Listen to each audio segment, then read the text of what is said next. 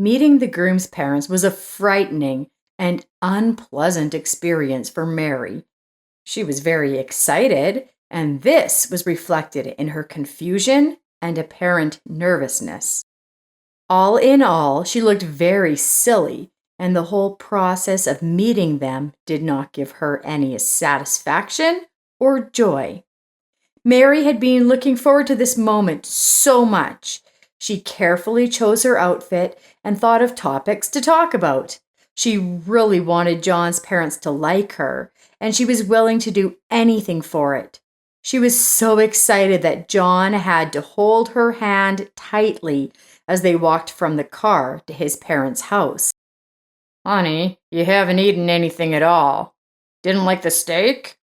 John's dad asked, who had prepared a splendid dinner.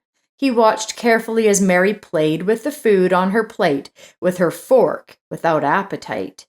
Mary was very worried, so she didn't feel like eating at all. But, not to upset the cook, she put a piece of steak into her mouth and began to chew it with gusto. "Wow, very delicious." Continuing to eat the steak, Mary said, "I love to cook too. I got it from my mom. Of course, I don't do it as professionally as you, David, but I'm not a restaurant chef either. It's all very tasty, straight up a real treat." Mary turned to John's dad. She tried to praise the dinner, though she could hardly taste the food because of her worries. David nodded, approving of Mary's love of cooking. At first, she thought she could relax. She wasn't quite right, though, because John's mother hadn't taken her eyes off her since she'd stepped through the door. John's mother, Patricia, seemed to fix her gaze on her future daughter-in-law, giving Mary goosebumps. "So, what do you like to cook?" Patricia questioned. The woman seemed to Mary like some insidious witch protecting her only son. John looked completely calm. His calmness inspired hope for the best for his girlfriend. Smiling at his mother, he gently placed his hand on his mother's arm. "Mother, why do you ask such questions? Mary cooks 1,000 times better than me, and if you choose to compare her to the world leader in the culinary industry, in the person of my father, it's at least not polite," John rebuked his mother. Patricia smiled slightly, and Mary could not calm down. She constantly felt that she looked and behaved inappropriately, not conforming to the right family's expectations.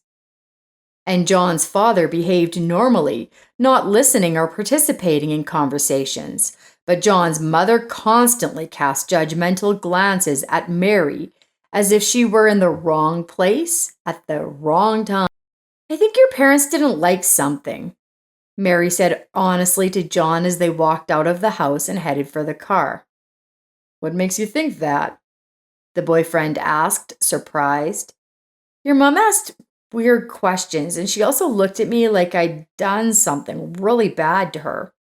John laughed. "You were imagining it. Mom always looks at everyone like that. Everyone says she's a hard look, but she's actually nice and hardly thought anything bad about you. It's just that she likes to pick on the little things. Have you seen my father?" Mary nodded in surprise.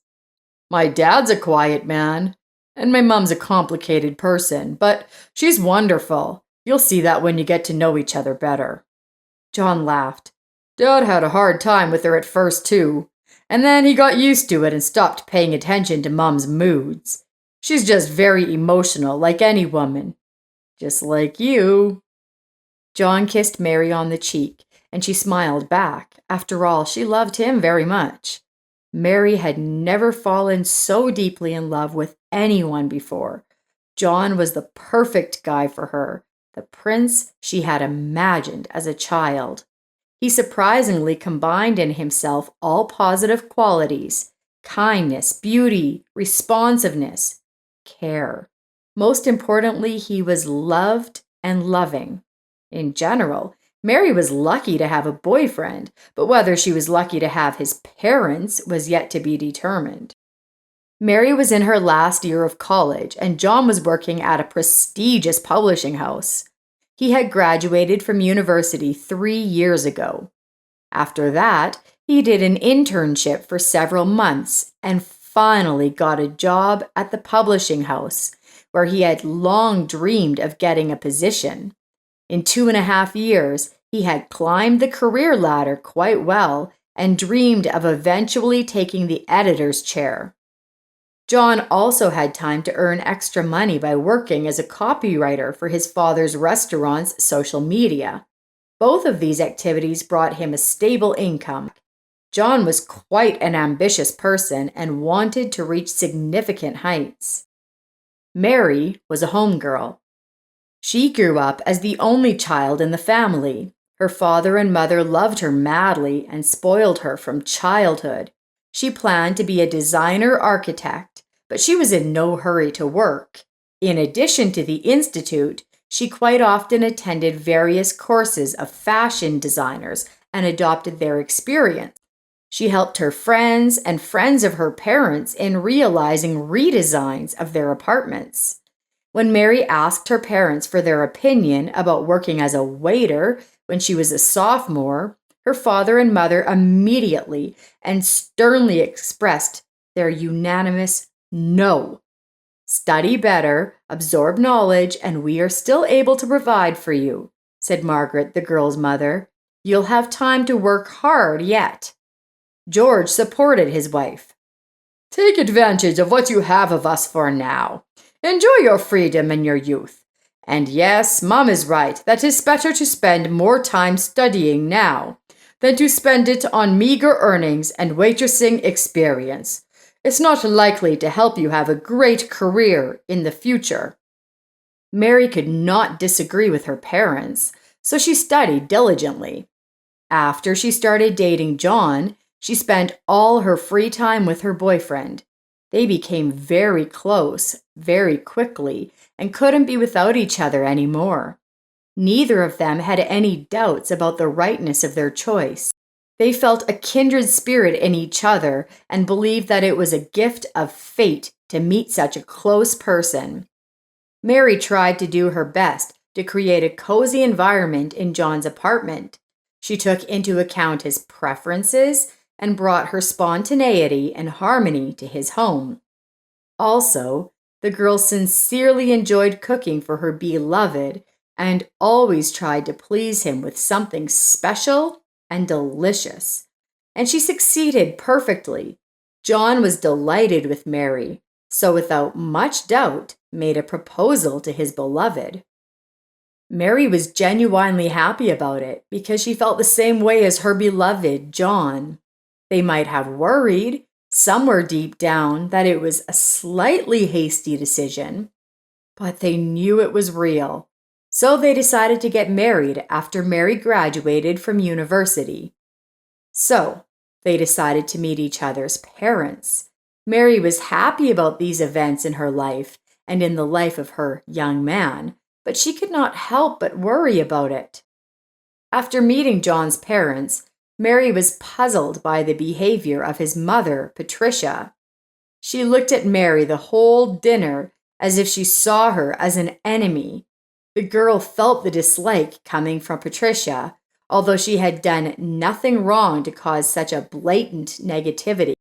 "She's jealous of you and John, her only son," suggested the girl's friend Nancy when she shared her worries with her. "You said Patricia is an emotional woman. She wasn't prepared for her son to love somebody else besides her. You two had such a fast-paced relationship. She didn't even have time to realize you were serious."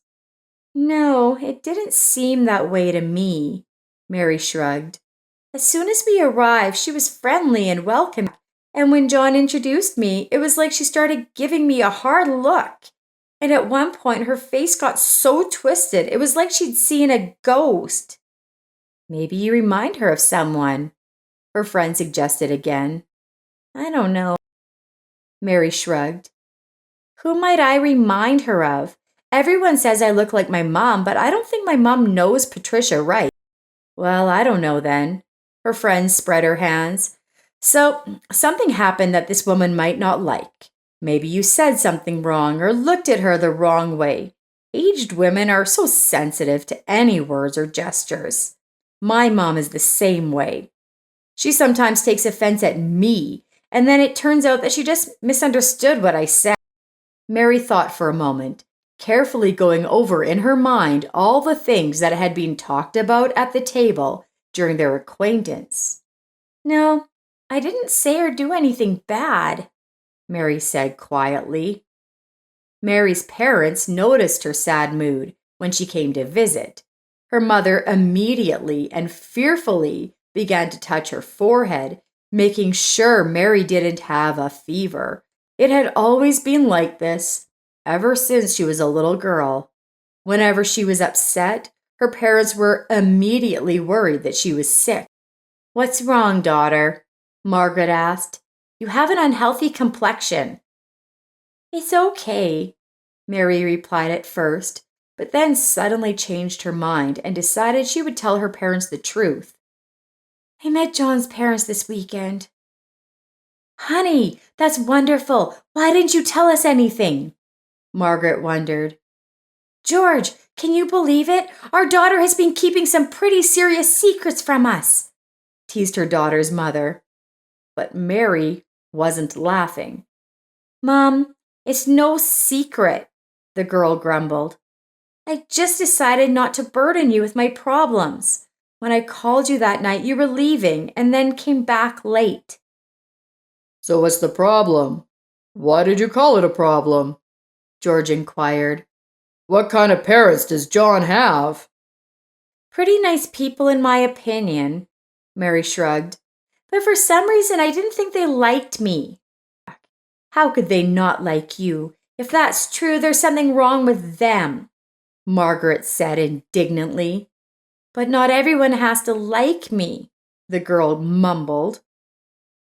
"The important thing is that John likes you," Dad said. "Tell me about these people. What's so special about them?" "Generally speaking, there's nothing special about them.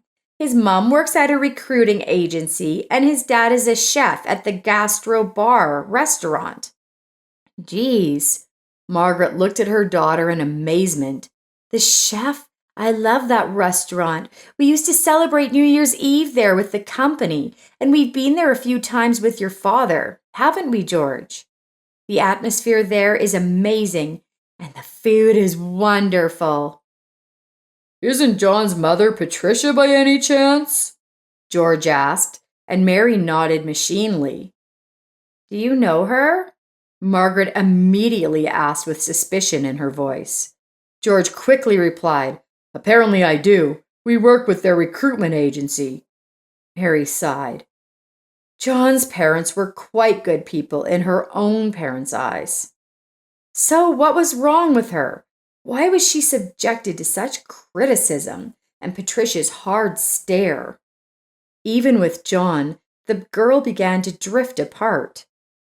It seemed to her that after meeting his parents, there was some reticence between them. Maybe the reason for this reticence was Mary's own worries. She was tormented by her conscience that she was closing herself in, but she could still knock it out of her head that unfortunate Sunday evening before which everything had been so good. Soon, on the way home, Mary saw her father's car parked near the recruiting agency where John's mother worked. The girl remembered her father's words that he cooperated with this agency. Therefore, she was not very surprised to see her father's car. She was surprised to see her father and Patricia Wright out on the porch. They were talking about something, and judging by their gesticulations, it was an emotional conversation. Mary froze, then hid behind a wide tree, gazing at her father having a conversation with John's mother. Then she saw them both walk to George's car, after which they drove off together. Mary stared uncomprehendingly at her father's car as it disappeared around the corner. For some reason, Mary felt uncomfortable. It seemed to her that her father had decided to find out why Patricia had been so unfriendly to his daughter. "This is kind of stupid and wrong," Mary decided to herself. Dad wouldn't do something like that, so he was seeing Patricia for work. In the evening, Mary specially came to her parents' house for dinner to find out everything. Dad, did you have dinner at home today or in a cafe? The girl asked. Honey, I had lunch right in the office today. We ordered Chinese food with the guys because it was a lot of work, and I didn't have time to get home for lunch. Why do you ask? Just wanted to keep the conversation going, Mary said. Mary did not ask anything more. It was clear enough that her father was lying. At lunchtime, he went somewhere with John's mother, but where and why it was not clear to the girl. She thought about it in the privacy of her room. The girl told her parents that she wanted to take some things there. Carefully knocking on the door, her father came into the room. Daddy, what's wrong? Mary looked up in surprise at George's puzzled face. Why did you ask me about lunch? Her father asked in surprise at the girl's question. No reason, she replied, but immediately saw the grin on her father's face. I know you too well to see when you're telling the truth and when you're not. So, why did you ask me? Did you see me on your lunch break? Mary nodded and looked questioningly at her father. Why did you say the wrong thing? I don't want Mom to know about this conversation. The father glanced quickly at the door, made sure it was locked, and then said softly to his daughter, The thing is, Patricia and I dated in our distant youth. We were in love and our relationship was quite close. Mary gasped. She hadn't known about her father's past. She wasn't sure she should have known. But since her father had brought it up himself, Mary didn't interrupt him. First, we were just friends. Then, we developed feelings for each other, you know? Mary nodded quickly. It was obvious from her father that he wasn't having an easy time with this conversation. And then I met your mom. You know our history. It was crazy. We fell in love at first sight. Your mom and I have been together ever since. What about Patricia? Mary asked a logical question, though she had already assumed the answer herself. We broke up. We explained ourselves, had a hard conversation. She is an emotional girl, tried to imitate suicide. Anyway, it was complicated. Then she went to Portland, then came back, got married. She had John. By then we were married to your mom. And then you were born. You didn't know John was her son? The girl was shocked by the story. No, of course not. She changed her last name. I happened to see her when my work partner and I arrived at the agency where she works. We said hello then, and that was the end of it. Neither she nor I communicated about what had gone on between us before. So why did you go out with her? Mary asked. Dad shrugged. Yeah, just to talk. I thought the hard feelings were in the past, but it turns out she was still very angry with me. Said I didn't even apologize for leaving her. I had to apologize, talk about how wrong I was. So that's why she was looking at me like that, Mary guessed. Patricia knew right away that I was your daughter. As soon as John told her my full name, that's why she was staring at me so intently. George nodded and smiled. It'll be fine. Just don't tell your mom yet.